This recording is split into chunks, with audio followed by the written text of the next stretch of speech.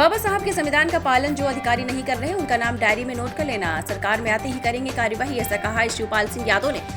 Samajwadi party ने इटावा में बाबा साहब डॉक्टर भीमराव अंबेडकर की जयंती के अवसर पर एक कार्यक्रम का आयोजन किया। इसमें पार्टी के अध्यक्ष अखिलेश यादव, शिवपाल समेत अन्य नेता भी शामिल हुए। शिवपाल यादव ने इस मौके पर जनसभा को संबोधित करते हुए भाजपा सरकार पर जमकर निशाना साधा है। मुख्यमंत्री नीतीश कुमार को लेकर सम्राट चौधरी का बड़ा बयान, साफ हो गई एनडीए की रणनीति। बिहार में साल के अंत यानी अक्टूबर-नवंबर महीने में विधानसभा चुनाव होने वाले हैं। इसे लेकर सभी राजनीतिक पार्टियां चुनावी रणनीति बनाने में जुट गई हैं। कई बड़े नेता भी लगातार बिहार का दौरा कर रहे हैं। इसी महीने 24 अप्रैल को प्रधानमंत्री नरेंद्र मोदी भी बिहार जा रहे हैं।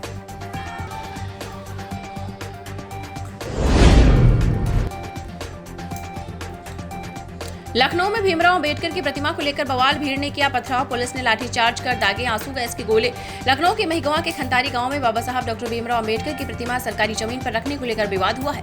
इसे हटाने के विरोध में लोगों ने विरोध प्रदर्शन किया और बड़ी संख्या में महिलाएं पुरुष एकत्र होकर नारेबाजी करने लगी हैं।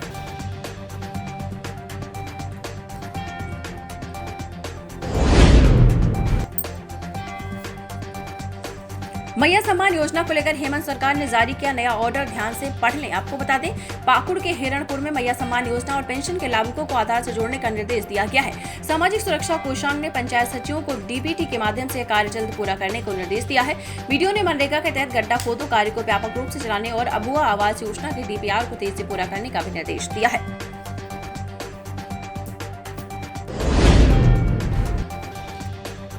बंगाल में नहीं लागू होगा वक्फ कानून, मुर्शिदाबाद हिंसा पर सीएम ममता का पहला रिएक्शन। वक्फ कानून के खिलाफ बंगाल के कई हिस्सों में जबरदस्त विरोध देखने को मिल रहा है। मुर्शिदाबाद में प्रदर्शन हिंसक हो गया है। यहां पर प्रदर्शन कर रहे लोगों ने पुलिस की गाड़ियों में आग लगा दी। बंगाल के कई शहरों में हिंसा के बाद सीएम ममता बनर्जी की पहली प्रतिक्रिया सामने आई। उन्होंने कहा कि बंगाल में वक्फ संशोधन अधिनियम लागू नहीं होगा।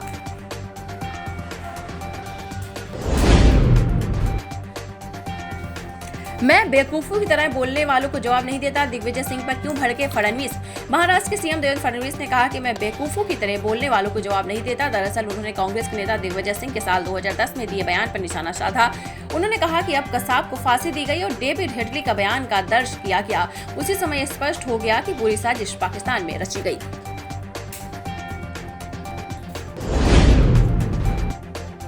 भूकंप के टाइम बम पर बैठा भारत, 30 करोड़ लोगों पर बड़ा खतरा, डेंजर जोन में राज्य। इसी साल 28 मार्च को म्यांमार में 7.7 तीव्रता के भूकंप आया, जिसमें अब तक कम से कम 2719 लोगों की मौत हो चुकी है। भूकंप से म्यांमार के पड़ोसी थाईलैंड में भी 17 लोगों की मौत हुई है। वैज्ञानिकों के अनुसार म्यांमार में आए भूकंप से निकली ऊर्जा 300 से ज्यादा परमाणु बमों के बराबर है।